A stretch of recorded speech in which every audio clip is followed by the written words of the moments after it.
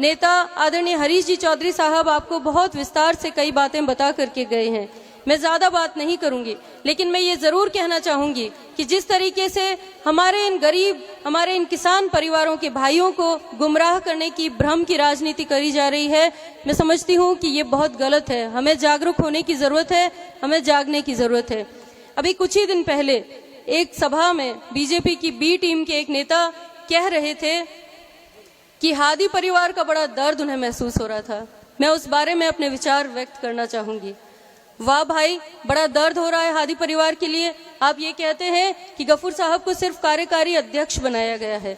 मैं कहना चाहती हूँ कि अगर इतना ही दर्द है हादी परिवार का, तो क्यों उनकी पुत्रवधू का आप मजाक उड़ा रहे हैं सिर्फ इसलिए कि उन्हें संबोधन में मानवीय भूल हो गई। सिर्फ उन्होंने भाई उमेदाराम जी को उमेदाराम बेनीवाल न कह के उमेदाराम मेघवाल संबोधित कर दिया। मैं आपसे पूछना चाहती हूँ कि ये सामंतवादी विचारधारा जो है, यही तो इनमें और हमें फर्क है। यही तो फर्क है कि ये आज भी, मुझे लगता है कि हमें ये जानने की जरूरत है। मैं आप सभी भाइयों से ये पूछना चाहती हूँ कि क्या एक मुस्लिम समाज की बेटी ने भाई उमेदाराम बेनीवाल को उमेदाराम मेघवाल करके कोई गाली दे दी है? मुझे नहीं लगता। मुझे लगता है कि ये सामंतवादी विचारधारा ही है जो इन चीजों में फर्क महसूस करती है। मैं शुक्रिया अदा करना चाहती हूँ हमारे भाई उमेदाराम जी का, जिन्होंने ट्वीट करके ये कहा कि मुझे फर्क नहीं पड़ता कि मुझे बेनीवाल कहा जाए या मेघवाल कहा जाए। यही तो हम समझाने के लिए यहाँ एकत्रित हुए हैं। यही विचारधारा तो हमें देश देश में फैलानी है। मैं आपसे निवेदन करना चाहती हूँ कि ये जो बाड़मेर जिला है, ये बहन बेटियों की इज्जत करता आया है। कितनी मुस्लिम बेटियां हैं जो यहाँ राजनीति कर रही है, बताइए मुझे। मैं सवाल करना चाहती हूँ कि कोई मुस्लिम बेटी या बहन अगर मंच पर आकर के अपनी बात करती है और उसके थोड़ी सी उसमें भूल हो जाती है तो आप उसका मजाक उड़ाते हैं। यही आपके संस्कार हैं, यही आपकी परंपराएं हैं। मैं कहना चाहती हूँ कि ये जो जिला है, ये बहुत संस्कारवान जिला है। यहाँ से इस जिले की जो पावन भूमि है, ये बाड़मेर जिले की जो पाक सरजमी है, इसने हमें आदरणीय स्वर्गीय रामदान जी चौधरी जैसे नेता दिए हैं। आदरणीय डॉक्टर B.R. अम्बेडकर जैसे हमें देश ने नेता दिए हैं। और हमें यहाँ पर इसी सरजमी ने आदरणीय स्वर्गीय जसवंत सिंह जी जैसे नेता दिए हैं। आदरणीय मरहूम अब्दुल हादी जैसे नेता दिए हैं। उन्होंने कभी किसी पर व्यक्तिगत टिप्पणी नहीं की, उन्होंने कभी किसी का अपमान नहीं किया। उन्होंने राजनीति की, बेशक की, लेकिन उन्होंने मुद्दों की राजनीति की, विचारधाराओं की राजनीति की। मैं कहना चाहूंगी मेरे उन तमाम भाइयों से जो रोज रोज किसी को टारगेट पर लेते हैं। कभी हमारे आदरणीय नेता हेमाराम जी चौधरी साहब के वक्तव्य के बीच में कुछ कमियां निकाली जाती हैं, कभी हमारे भाई हरीश जी चौधरी साहब पे कुछ टिप्पणियां की जाती है, कभी आपको कुछ और नजर नहीं आता तो बहन शमा बानो नजर आ जाती है। क्यों? क्योंकि आपके पास कोई विचारधारा नहीं है, क्योंकि आपके पास कोई मुद्दे नहीं है, आपके पास कोई बात नहीं है करने के लिए, इसलिए आपका पूरा भाषण हमारे ही इर्द गिर्द घूमता रहता है। मैं कहना चाहूंगी कि मैं जिस जिले से आती हूँ वो जिला बहन बेटियों की इज्जत करता है। और मैं ये निवेदन करना चाहूंगी कि आप भी बहन बेटियों की इज्जत करना सीखें। हमारी बहन बेटियां अगर मंच पर आती हैं तो उन्हें हौसला अफजाई के रूप में उन्हें हमारा ये मेघवाल समाज मंच देता है, हमारा ये जाट समाज मंच देता है, तभी हम अपनी बात को बोल पाते हैं यहाँ आकर के। और मैं कहना चाहूंगी कि ये संविधान ही है जिसकी वजह से एक जनरल सीट पे हमारे आदरणीय रूपाराम जी मेघवाल MLA बन के आते हैं। ये कांग्रेस पार्टी ही है और ये संविधान ही है जहां आपके बीच में आकर के, इस मंच पर आकर के शमा बानो अपनी बात रख पाती है। ये कांग्रेस पार्टी ही है जहां पर हमारी तमाम मेघवाल बहनें, हमारी बहन सुनीता जी यहां अपनी आकर बात रख पाती है। हम सभी किसान परिवारों से आते हैं, हम गरीब परिवारों से आते हैं, लेकिन हमने धर्म और जाति की राजनीति कभी नहीं की। मैं ऐसे परिवार से आती हूँ जहाँ पर हमें सिखाया गया है कि हमने हमेशा यही जाट, मेघवाल, मुसलमान और यही 36 कौमों को भाईचारे के साथ राजनीति की है। हम जाति वर्ग की अगर राजनीति करते तो बहुत पहले ही समझ जाते सब लोग। मैं आपको बताना चाहती हूँ कि मुस्लिम समाज को कितनी तकलीफ पहुंची होगी जब आपने इस मुस्लिम समाज की बेटी का अपमान किया। आपको कोई हक नहीं है किसी के बारे में इतना मजाक उड़ाने का।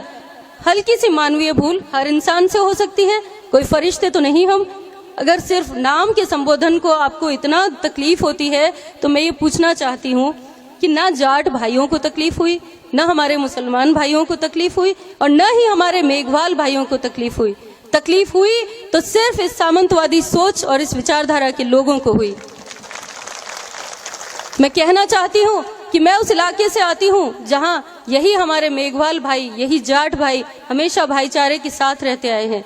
मेरे मुस्लिम समुदाय को बड़ी तकलीफ हुई और उनके फोन आए मेरे पास कि दीदी हम जवाब देंगे। मैंने कहा कोई जरूरत नहीं है, बहुत छोटी सी बात है, अगर हम भी उनके जैसे हो जाएंगे तो उनमें और हम में फर्क क्या रह जाएगा। मैं आज मंच के माध्यम से अपनी बात पहुंचाना चाहती हूं। मैं कहना चाहती हूं कि आपने मुस्लिम समाज की उस बेटी का अपमान किया है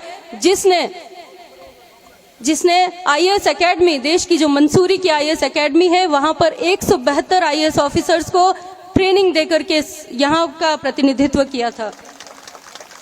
मैं कहना चाहती हूं कि आपने उस बेटी का अपमान किया है जिसको देश की प्रतिष्ठित मैगजीन इंडिया टुडे ने डॉटर ऑफ द डेजर्ट का खिताब दिया है। मैंने कभी नहीं दिया किसी चीज का जवाब, लेकिन मुझे लगता है कि आज जवाब देने की जरूरत है, क्योंकि अगर आज भी हम जवाब नहीं देंगे तो शायद इस देश की जो ये भाईचारा है इसको हम खो देंगे।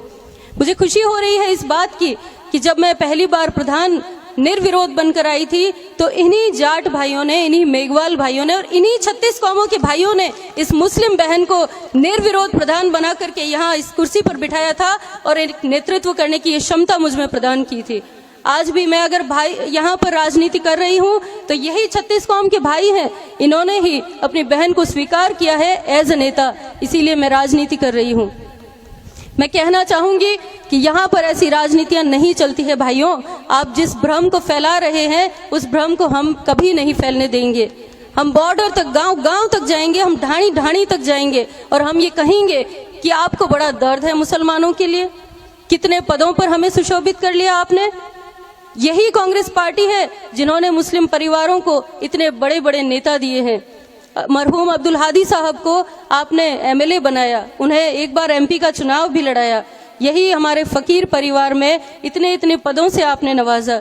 हमारे शिव में आदरणीय अमीन खान साहब को आपने इतने लंबे वक्त तक एमएलए बनाया और इन्हीं भाइयों ने, इन्हीं रंग बिरंगी साफों ने और इन्हीं पगड़ियों ने हम लोगों को भी नेता बनाया है। मैं कहना चाहूंगी भाइयों, मेरा स्पीच जरूर लंबा हो रहा है, लेकिन आज वक्त की जरूरत है कि हम अपनी आवाज को उठाएं। मेरी आदत नहीं रही, मैं 25 साल के अपने राजनीतिक जो करियर है उसमें मैंने कभी किसी पर व्यक्तिगत टिप्पणी नहीं की। आप सभी को पता होगा 25 साल के राजनीतिक करियर में शमा बानो ने कभी अपने स्पीच में कोई भूल नहीं की। शायद ये लोग इसी तलाश में बैठे हुए थे कि कोई भूल हो और हम मजे लें उसके। मुझे समझ नहीं आता। अरे भाइयों, मजाक उड़ानी है तो कोई मुद्दे की बात की तो मजाक उड़ाइए। शर्म आती है कि इतनी छोटी सी चीज पर आप मजाक बना रहे हैं।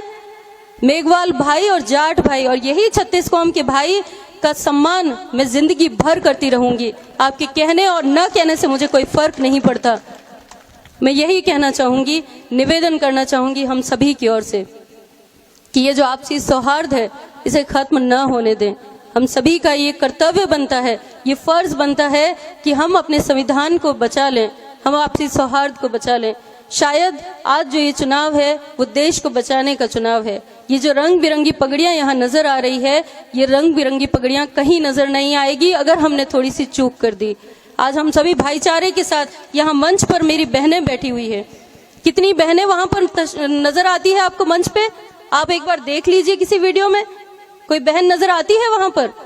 हम बहनें यहाँ पर नजर इसलिए आ रही हैं क्योंकि हमें यहाँ पर सम्मान नजर आता है। आप सभी को कहना चाहूंगी, बहुत विनम्र अपील करना चाहूंगी, ये आपकी बहन यहाँ पर आई है, ये किसान परिवारों की बेटियां यहाँ पर आई है और सिर्फ इसलिए आई है कि हम उन ताकतों को ये जवाब दे पाएं कि किसान परिवारों की बेटियां भी राजनीति कर सकती है। आप सभी को निवेदन करना चाहूंगी कि हम इस परंपरा को, हमारे इन संस्कारों को बचाते हुए, देश के संविधान को बचाते हुए, आदरणीय डॉक्टर भीमराव जी अंबेडकर के नक्शो कदम पर चलते हुए हम इस देश को बचाएं और हम सभी अपने वोट का अधिकार जो है उसका सही प्रयोग करें। बहुत बहुत धन्यवाद। जय हिंद।